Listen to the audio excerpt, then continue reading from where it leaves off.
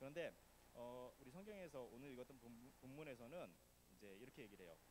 이스라엘의 왕들도 봄이 되면 이제 전쟁터에 나가고 또 백성을 지키고 나라를 다스리는 그런 책임을 다 하곤 합니다. 이 말씀을 보면 이제 그렇게 우리는 알 수 있어요. 그래서 이제 해가 돌아왔고 이제 왕들이 출전할 때가 된 거예요. 봄이 된 거예요. 근데 다윗은 이제 전쟁터로 가지 않습니다. 그리고 궁에 남아 있습니다. 왕이자 군대의 지도자였던 다윗은 움직이지 않았습니다. 당시 이스라엘은 암몬과 전쟁 중에 있었어요. 그리고 이제 성경에서 말하는 그런 봄은 비가 많이 오고 또 겨울을 지나서 비가 많이 오는 그런 시즌을 지나고 이제 곧 비가 그치고 군대가 원정을 할 수 있는, 그러니까 멀리 전쟁하러 나갈 수 있는 가장 좋은 시기, 그 당시에 봄이, 그 당시를 이제 봄이라고 이제 성경은 말하고 있습니다. 그리고 그러한 시기에 보통 왕들이 전쟁을 나갔다고 합니다. 근데 다윗은 그러한 때에 전쟁을 나가지 않습니다. 그리고 왕궁에 머물러 있습니다. 물론 이제 성경을 딱 보면 1절에 보면 이렇게 나와 있어요. 그 요압과 군대들이 나가서 이미 다윗이 없이도 그 요압을 물리칠 수 있고 충분히 승리할 수 있었습니다. 굳이 다윗이 나가지 않더라도 이스라엘은 이길 수 있었어요. 근데 성경의 사무엘하 1장 11장 1절에서 그걸 꼭 기록하고 있어요. 다윗이 나가지 않았다라는 것을 말하고 있습니다. 그것은 단순하게 다윗이 그냥 궁전에 머물렀다라는 것을 표현하다기보다 더 큰 뒤에 말하고자 하는 것들이 있었던 것 같아요. 그러니까 성경에서는 굳이 나가지 않았다, 나갈 필요도 없었던 그런 전쟁에 다윗이 나가지 않았다라고 말을 하고 있는 것입니다. 그러니까 우리는 이 이후의 말씀을 보면 우리는 알 수 있어요. 다윗이 전쟁에 나가지 않습니다. 그리고 이제 왕궁을 머물다가 그 저쪽 창밖에 있는 우리아의 아내 바세바를 보게 됩니다. 그리고 바세바를 보고 이제 남편이 있던 바세바를 데리고 와서 자기의 아내로 취하고, 그리고 자기의 군대 장관이었던 우리아를 죽음으로 내뭅니다. 결국은 이 다윗이 머무름으로 인해서 생겼던 그런 일들은 결국 간음과 살인의 죄로 이어지고, 그리고 다윗 가문에, 그리고 이스라엘 전체에 큰 아픔을 남기게 됩니다. 근데 교회도 마찬가지인 것 같아요. 모든 것이 때가 있음을 알고 있어요. 그렇죠? 제가 며칠 전에 아침에 출근을 하려고 이제 차를 타고 나오는데 그 200스트리트 그 도로에 플랜카드 하나 딱 붙어 있었어요. 거기 뭐라고 써 있었냐면 Timing is everything 그되어 있었습니다. 뭐 그냥 보면은 뭐 때가 가장 중요하다 뭐 그런 말이겠죠. 예. 그래서 그거 저한테는 그게 상당히 큰 감동이었었어요. Timing is everything. 지금이 때가 전부다. 지금의 때를 놓치면 아무것도 아니다라는 어떤 그런 의미로 좀 받아들여졌는데, 하나님이 움직여라 하실 때에 움직이지 않는 그러한 사람, 그리고 예. 사실 제가 이 말씀을 선교제에 있다 딱 나와가지고 딱 나눠야지 되게 뭐 자신 있게 나눌 수 있겠는데 저도 여기 머물러 있는 상태에서 나누려니까 굉장히 마음에 부담이 돼요. 그 하나님이 움직이라고 했을 때 움직여야 되는 그러한 사람, 그리고 하나님이 움직이라고 하실 때에 움직이는 교회. 그런데 하나님이 움직이라고 하셨는데 움직이지 않는 사람, 그리고 움직이지 않는 교회, 복음을 위임받고도 좀 편안함 속에 안주하고 있고 멈춰져 있는 그런 교회, 그리고 자신, 과연 어떨까요? 우리 랭링 은혜교회는 지금 8년 차를 맞이하고 있습니다. 맞습니까? 8년 차를 맞이하고 있습니다. 아주 짧지 않은 어떤 그런 시간입니다. 8년이 된 지금 우리는 무엇을 해야 할까요? 이제는 좀 움직여야 할 때라고 생각을 합니다. 왜냐하면 이미 교회에서도, 그리고 목사님도 여러 차례 선교에 대해서 그 다음에 우리가 해야 할 일들에 대해서 많이 그분의 목사님의 비전을 나누셨고 또 하나님의 비전을 나눴던 걸로 기억을 합니다. 근데 우리가 그러니까 움직이지 않고 머무른다면 어떻게 될까요? 그것은 곧 죄가 될 것입니다. 은혜를 받기만 하고 세상에 나아가지 않는 교회는 결국 무기력함에 빠져들고, 그리고 불순종의 길로 갈 수밖에 없음을 우리는 볼 수 있습니다.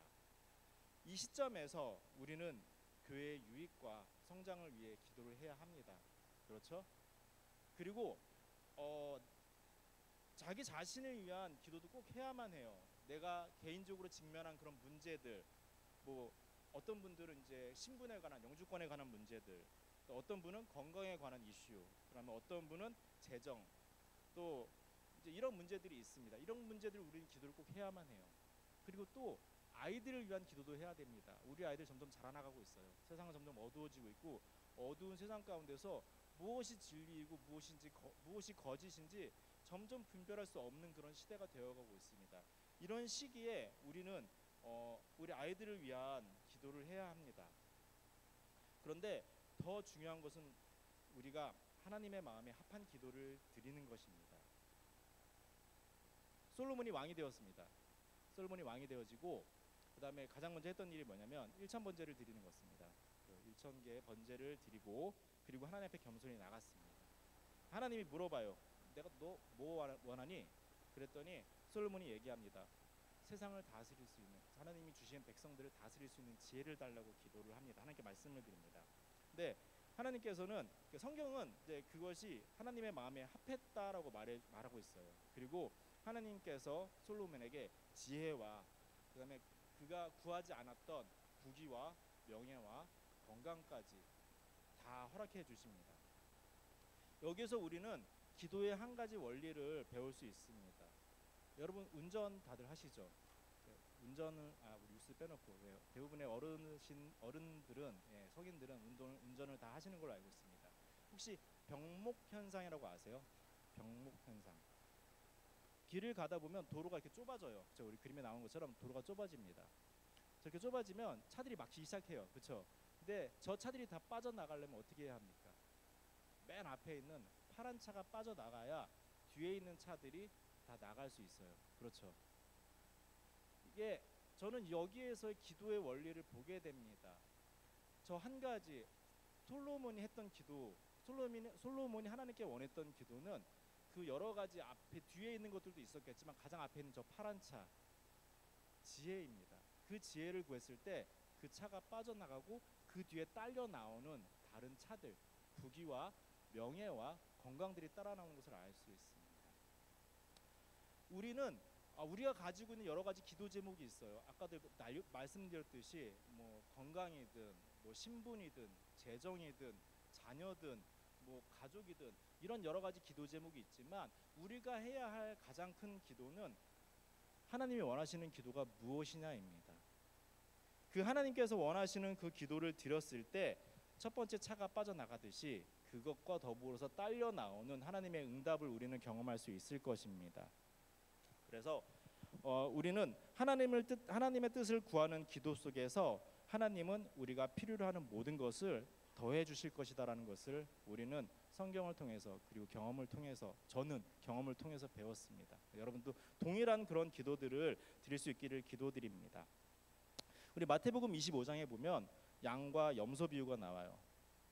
언뜻 보면 이 양하고 염소는 믿는 사람들과 믿지 않는 사람들로 이렇게 나누어지는 것처럼 보입니다. 근데 이 양과 염소 비유 앞에 보면은 그 달란트 비유하고 열처녀 비유가 나옵니다. 이 열처녀 비유나 달란트 비유들은 다 우리가 교회 안에 하시는 말씀이라는 걸 알고 있죠. 그래서 이 세 가지 이 말씀들, 이 비유들은 그 열처녀 비유, 그다음에 달란트 비유, 그다음에 양과 염소의 비유는 예수님께서 천국에 관한 말씀이고 예수님을 믿는 자들을 대상으로 우리에게 말씀하셨다는 것을 우리는 알고 있습니다. 같은 교회 공동체 안에서 신앙을 해온 사람들 가운데 마지막 날에 어떻게 나뉘게 되는지, 양인지 염소인지 그것을 보여주는 말씀입니다. 더 쉽게 얘기하면 2절에 있는 우리 모두가 다 양인가요? 그렇게 확신할 수 있나요? 이 중에는 슬프게도 염소가 있을 수 있습니다. 이 중에는 기쁘게도 양이 있을 수 있습니다. 우리가 신앙생활을 하는 뭐 궁극적인 목표, 뭐 내지는 동기, 뭐 내지는 뭐 여러 가지가 될 수 있겠지만 그 뭐 동기든 목표든 과정이든 뭐든 간에 꼭 한 가지 우리가 안에 신앙생활하는 이유가 있는 것 중에 하나는 바로 우리의 구원입니다. 그렇죠? 우리가 천국 가기 위해서, 하나님 나라 가기 위해서 이 시간에 여러분들이 이 자리에 앉아 있고 이 자리에서 저희 이야기를 듣고 있고 그리고 매주 교회 나와서 예배를 드리고 교회 일에 참여하고 있습니다.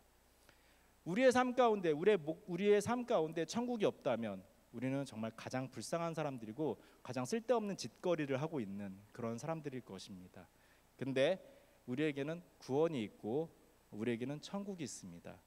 그런데 여기에서 이렇게 우리가 시간을 보내고 열심을 가지고 있는데 이 가운데 염소가 있다라면, 바깥 어두운 곳에서 슬피 울며 이를 갈미 있다라고 한다라면 과연 우리의 이 시간은 어떤 시간이 될까요? 정말 의미 없는 그런 시간이 되지 않을까요? 예수님께서 말씀하셨어요. 천국은 단순하게 예수님께서 말씀하신 거죠. 지극히 작은 자 하나에게 한 것이 내게 한 것이고 지극히 작은 자 하나에게 하지 않은 것이 내게 하지 않은 것이다라고 말씀하십니다. 그리고 내게 한 자에게는 천국이 양으로, 내게 하지 않은 자에게는 염소로 이렇게 구분을 하셨습니다. 천국의 기준은 단순하게 교회에 다녔냐, 예배를 드렸냐가 아니라 그 믿음이 삶으로 드러났냐, 그리고 주님의 마음을 품고 주님께 받은 사랑을 행동으로 나타냈냐라는 것입니다. 예수님을 알고 은혜를 누린 우리는 복을 받은 자들입니다.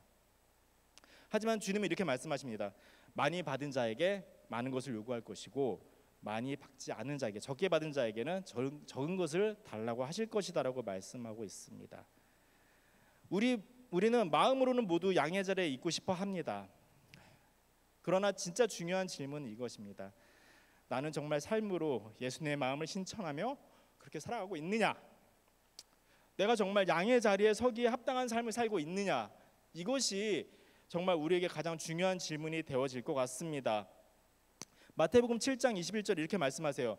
나더러 주여 주여 하는 자마다 다 천국에 들어갈 것이 아니요 다만 하늘에 계신 내 아버지의 뜻대로 행하는 자라야 천국에 들어가리라 라고 말씀하고 계십니다. 하나님 나라의 시민권은 단순하게 믿는다, 믿습니다, 주여 믿습니다 라고 고백하는 그 고백만으로 주어지지 않습니다. 우리에게 지극히 작은 자는 누구입니까? 아마도 내 가족일 수 있겠죠. 여러분들의 가족, 저의 가족일 수도 있습니다. 그리고 우리들의 이웃일 수도 있어요. 그렇죠? 그런데 이 한 달 동안에 여러분들이 본의 아니게 듣고 보았던 그런 예배 전후에 보고 디스플레이 보았던 어떤 그런 릴루엣의 선교사님 가정 또는 이 캐나다에 있는 원주민들이 여러분들의 이웃일 수 있지 않겠습니까? 여러분들의 작은 자가 될 수 있지 않겠습니까?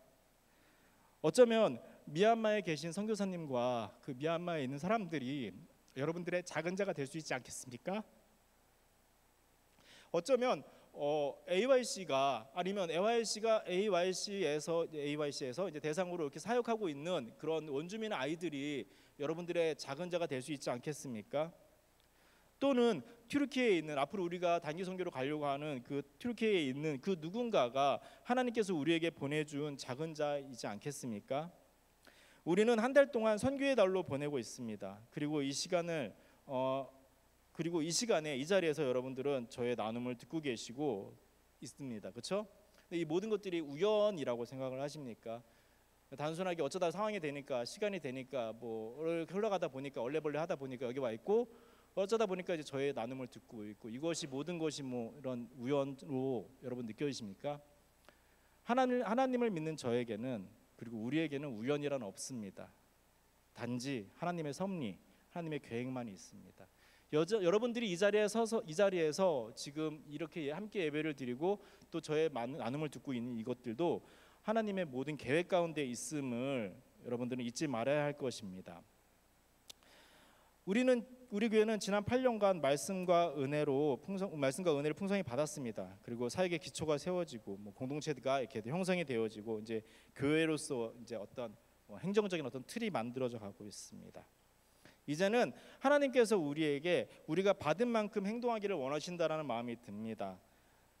많이 받았기에 많이 요구하는 것, 그것은 두려움이 아닙니다. 영광입니다. 우리는 매주 예배 때 사도신경을 고백합니다. 그리고 조금 전에도 우리가 함께 사도신경을 고백했습니다. 그렇죠?